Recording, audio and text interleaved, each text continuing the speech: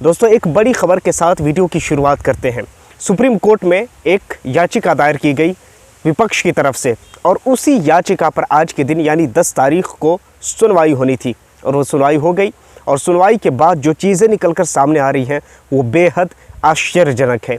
दोनों तरफ की बात करेंगे। बहुत सी वीडियोस आपने देखी होंगी जिसमें ये दावा किया गया है सुप्रीम कोर्ट ने लगाई इलेक्शन कमीशन ऑफ को फटकार। लेकिन क्या ये सच है? बताता हूँ, लेकिन थोड़ा सा सब्र कीजिए। देखिए, जब से इस कानून को, इस बिल को लाया गया है, खासकर ऐसे मौके पर जबकि बिहार में 2-3-4 महीने के बाद इलेक्शन है, उस टाइम से लेकर अभी तक के पूरे बिहार को, यानी कल 9 जुलाई को तो पूरा बिहार जाम था, पूरा बिहार बंद कर दिया गया था। लेकिन आज सुप्रीम कोर्ट में इस चीज़ को लेकर के सुनवाई हुई। देखिए, आज के दिन में जो सुप्रीम कोर्ट का जो रुख था वो कहीं ना कहीं ये कहना सही नहीं होगा कि सुप्रीम कोर्ट ने फटकार लगाई किसको, इलेक्शन कमीशन ऑफ इंडिया को, या फिर ये भी कहना सही नहीं होगा कोर्ट ने कुछ नहीं किया इलेक्शन कमीशन ऑफ इंडिया को, बल्कि दोनों तरफ से एक सॉफ्ट किस्म के प्रहार हुए और इसी चीज़ को हम लेकर बात करने वाले हैं। देखिए, सुप्रीम कोर्ट में याचिका दायर की गई थी इस चीज़ को लेकर के कि अब जबकि सर पर चुनाव है तो अब ये जो 11 तरह के डॉक्यूमेंट्स मांगे जाते हैं, ख़ासकर ऐसे राज्य में यानी बिहार की बात कर रहा हूँ जिसमें तो पिछड़े हुए लोग इतने हैं कि जिनको ऑनलाइन प्ले स्टोर से एप्लीकेशन डाउनलोड नहीं करने आता। वो आपको लगता है कि एप्लीकेशन ऑनलाइन डाउनलोड करके और वो आपको फिल करके देंगे, ऐसा तो पॉसिबल है नहीं। यानी बिहार की जो गरीबी है वो इतनी ज़्यादा है कि 42% लोग 8वीं तक जाते अपनी पढ़ाई ख़त्म कर देते हैं गरीबी की वजह से।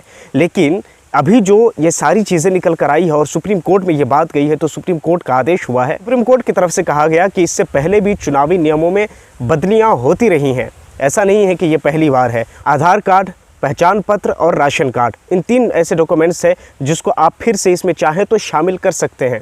लेकिन याद रहे, मैंने आपको ये कहा है कि सुप्रीम कोर्ट ने नसीहत की है, यानी उनके ऊपर छोड़ा है। आप चाहें तो इन तीनों डॉक्यूमेंट्स को ऐड कर सकते हैं और आप अगर चाहें तो इन तीनों डॉक्यूमेंट्स को छोड़ सकते हैं। सुप्रीम कोर्ट के एक बड़े वकील कपिल सिब्बल ने उन्होंने सवाल खड़े करते हुए यानी इलेक्शन कमीशन ऑफ इंडिया को कहा कि भाई, ये हक तो आपको किसने दिया है कि आप किसी इंडियन के नागरिक को ये कहें कि आप नागरिक हैं या नहीं है? यह अधिकार तो गृह मंत्रालय का है, तो आपको ये किसने कहा कि आप अपनी नागरिकता को साबित कीजिए? सुप्रीम कोर्ट ने इलेक्शन कमीशन ऑफ इंडिया को ये एडवाइस की है और एडवाइस दी है उन्होंने, और कहा है कि इन 3 डॉक्यूमेंट्स को आप शामिल कर सकते हैं और आपको चाहिए कि इन चीज़ों में आप हस्तक्षेप ना करें। क्यों? क्योंकि इनके नागरिकता की जहाँ तक बात है तो वो गृह मंत्रालय का काम है, वो आपका काम नहीं है। तो ये थी आज की बात जो कि सुप्रीम कोर्ट में हुई है। अब आगे देखना यह है कि अब सुप्रीम कोर्ट का क्या फैसला आता है निकलकर सामने, फिर हम उस पर बात करेंगे। लेकिन इस वीडियो में इतना ही।